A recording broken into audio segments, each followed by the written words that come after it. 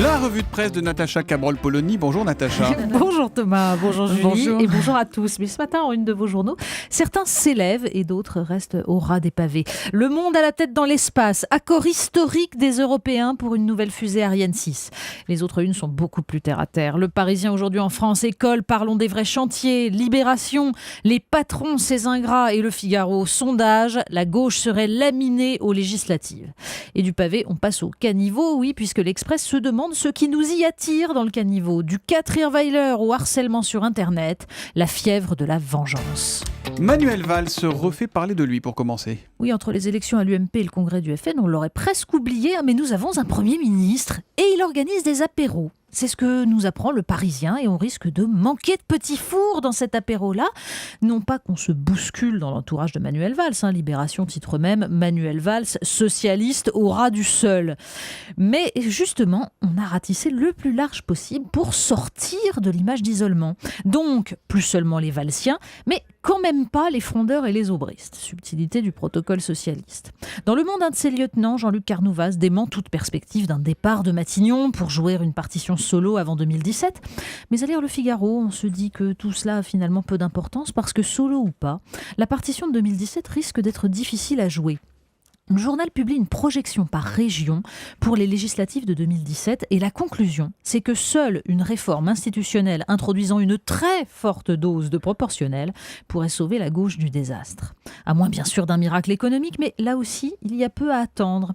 Alors que les Échos font entendre la grogne des patrons sur la pénibilité, alors que Guillaume Perrault dans Le Figaro évoque la détresse des petits patrons dont le quotidien, rappelle-t-il, n'a rien à voir avec celui des grands patrons du CAC 40, alors que Libération et le Parisien acte l'échec du pacte de responsabilité de l'aveu même du ministre de l'économie, Le Monde publie une tribune signée Daniel Bouton, ancien PDG de la Société Générale et ancien DIRCAP d'Alain Juppé, et Jean Peyrelevade, ancien président du Crédit Lyonnais et ancien du cabinet de Pierre Mauroy. Et que nous disent-ils ?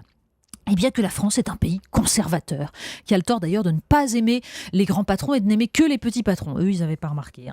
Et puis que la mondialisation, c'est une chance, mais que pour cela, il faut, devinez quoi, faire tomber les tabous. Et donc diminuer le coût des services publics, repousser l'âge de la retraite, ça c'est classique, mais aussi réserver la gratuité des soins à ceux qui en ont vraiment besoin. Oui, ça c'est la prochaine étape. Alors rien à voir, mais dans les Échos, une page est consacrée à la corruption internationale.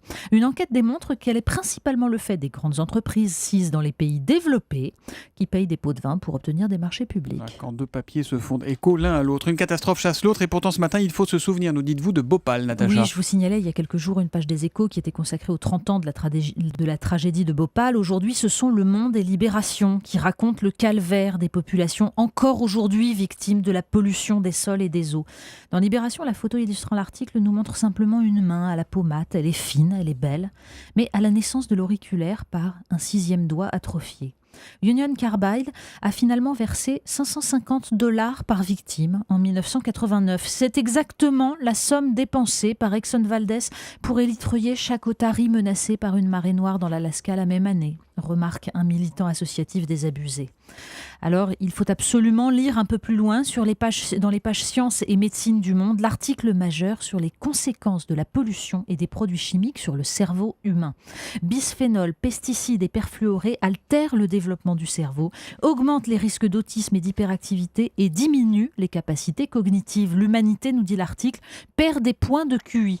Mais avec leur QI intact, nos dirigeants actuels ont choisi de ne rien changer. Les bébés à la demande, les bébés à volonté, c'est toujours dans Le Monde, Natacha. Oui, ça aussi, c'est une page très intéressante sur ces jeunes femmes qui partent en Espagne faire congeler leurs ovocytes. On en a beaucoup parlé récemment. Donc là, on a des récits de jeunes trentenaires diplômés qui ne cherchent pas forcément à privilégier leur carrière, mais qui racontent tout à peu près la même histoire.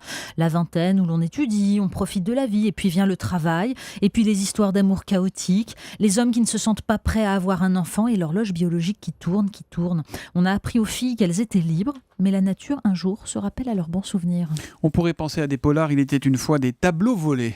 Oui, l'Express revient dans un reportage en forme d'énigme policière sur cette affaire, souvenez-vous, des tableaux de Matisse, Monet ou Picasso dérobés dans un musée de Rotterdam par des Roumains opportunistes au pédigré déjà très chargé. Charles Haquet est parti à Karsaliou, sur les bords du Danube, où la mère de l'un d'eux prétend avoir brûlé les tableaux pour couvrir son fils. Il a croisé alors des choses incroyables, la descendante d'un bandit célèbre, connu pour une partie surdéveloppée de son anatomie qui est conservée à l'Institut médico-légal de Bucarest. Il a interrogé tous les enquêteurs. Alors son hypothèse, la mère rusée, n'aurait brûlé dans son vieux poêle que les 2 monnaies. Les 5 autres tableaux attendent peut-être sa sortie de prison, quelque part sous la poussière. On va terminer avec un mot qui va faire bondir Julie. Elle n'aime pas les anglicismes savez-vous comme ce ça. que c'est que le rebranding ? C'est le changement d'image d'une marque commerciale. Alors, si vous voulez un exemple précis, les Échos nous racontent les efforts de Kalachnikov pour pallier la perte du marché américain après les sanctions contre la Russie. Et notamment, il y a le nouveau logo, alors un très beau K, rouge et noir, qui doit atteindre la puissance évocatoire de la fameuse pomme d'Apple. Alors pourquoi du rouge ? Réponse de la directrice de l'agence de design, responsable du truc.